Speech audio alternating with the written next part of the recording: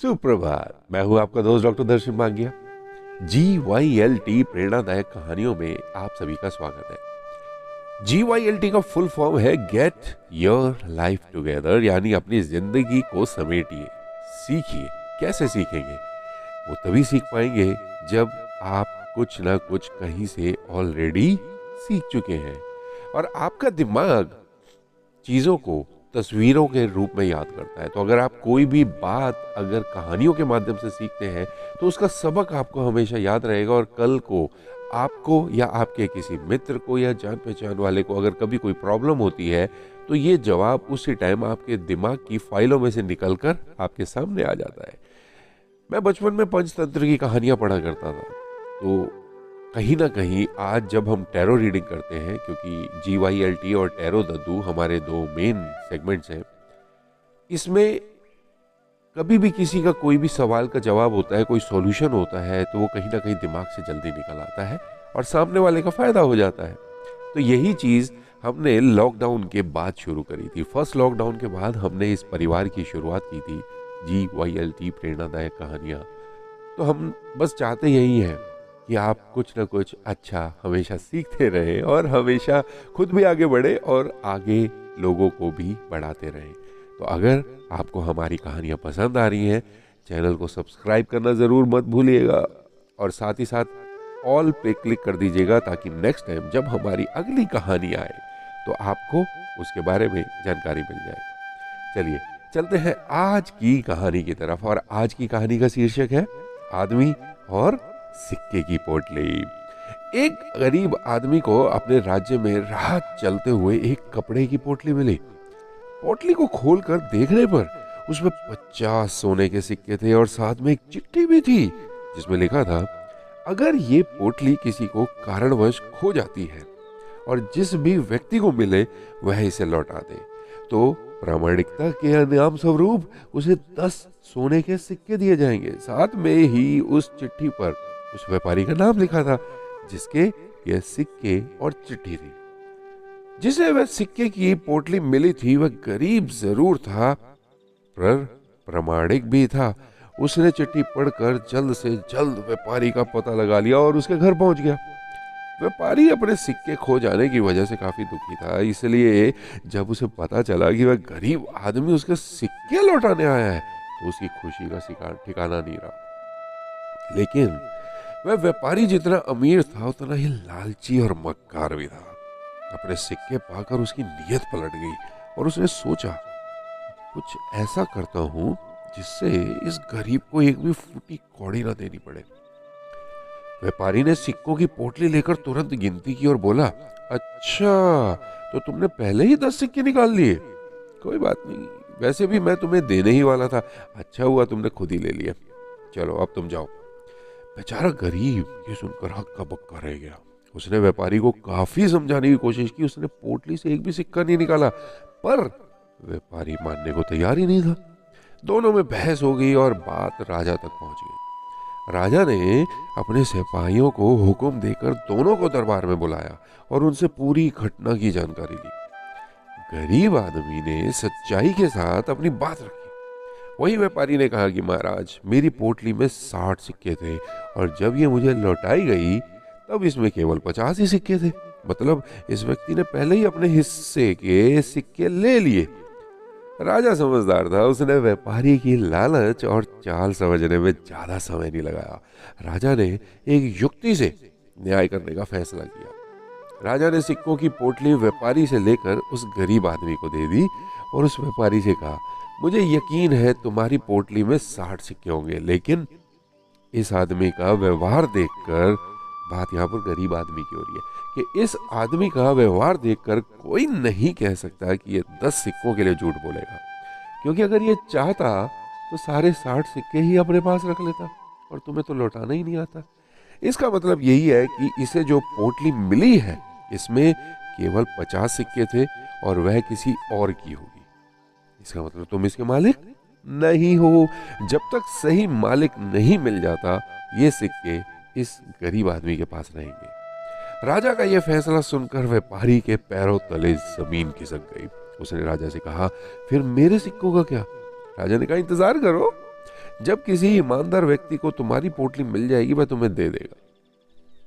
तो उस बेचारा नहीं कहा जाएगा, वैसे यहाँ पर उस अमीर आदमी के हाथ से वो पूरी की पूरी पोटली चली गई और उस गरीब आदमी को मिल गई। इस कहानी का सार क्या है? हमें अपने वचन और कथन से कभी भी नहीं पलटना चाहिए। जो लोग अपने वचन की इज्जत नहीं करते, समाज में उनकी इज्जत कोई नहीं करता। देखो, हर कहानी से कुछ ना कुछ सीखने को मिलता है। अगर अब आप इस कहानी को 2-3 बार पढ़ोगे तो आपको हर बार इसमें से एक नया मैसेज मिलेगा। मुझे इसमें से 5 मैसेज मिले। अब ये 5 मैसेज क्या है, चलिए उस पर बात करते हैं कि ईमानदारी सबसे बड़ा गुण है। गरीब आदमी ने ईमानदारी का परिचय देते हुए वो पोटली लौटाई, जिससे उसकी सत्यनिष्ठा सामने आई। दूसरा इससे सीखने को मिलता है कि लालच बुरी बला है। व्यापारी ने लालच करके अपना ही नुकसान किया।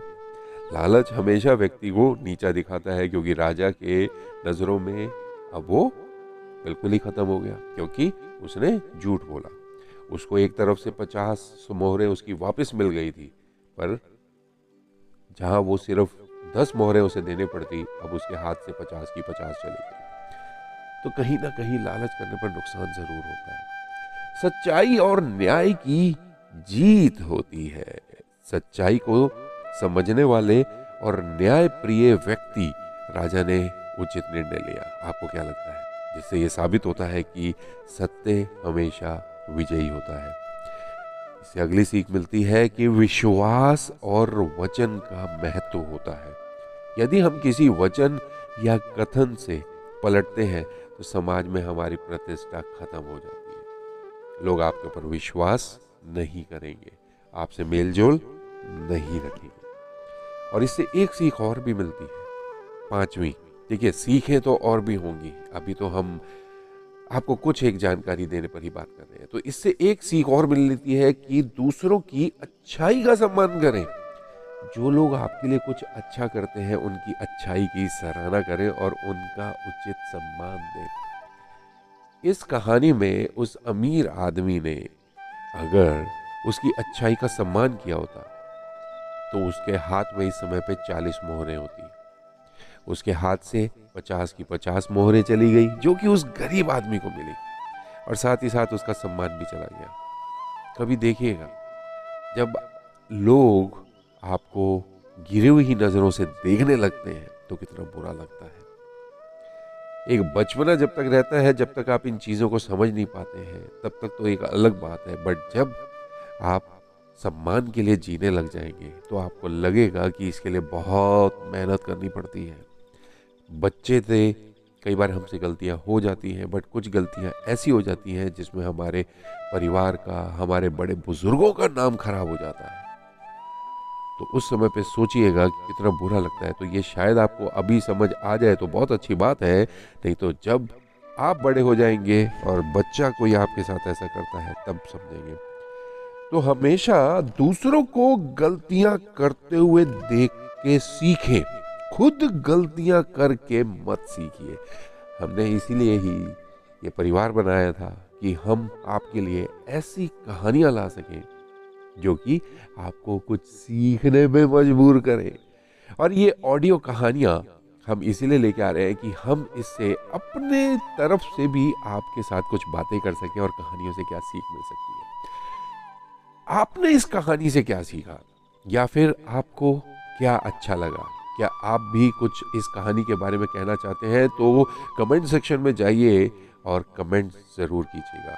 और कुछ नहीं तो एक थंब जरूर दिखाइएगा कि आपको ये कहानी अच्छी लगी, जिससे कि हमें YouTube पर आगे बढ़ने में सहायता मिलेगी। हम आपसे 2 या 3 सहायता ही चाहते हैं। GYLT के पारिवारिक सदस्य होने के तौर पर एक हमने आपसे कहा था कि दिसंबर 2025 तक के लिए 12 रुपए का एक छोटा सा सब्सक्रिप्शन राशि, यानी 1 रुपया 1 महीने का, तो 12 रुपए आप अगर हमें पेटीएम, गूगल पे या फोन पे के माध्यम से फॉरवर्ड कर सकें। मोबाइल नंबर हमारा सेक्शन में दिया हुआ है। अदरवाइज आप 7503033565 पर पेमेंट कर सकते हैं।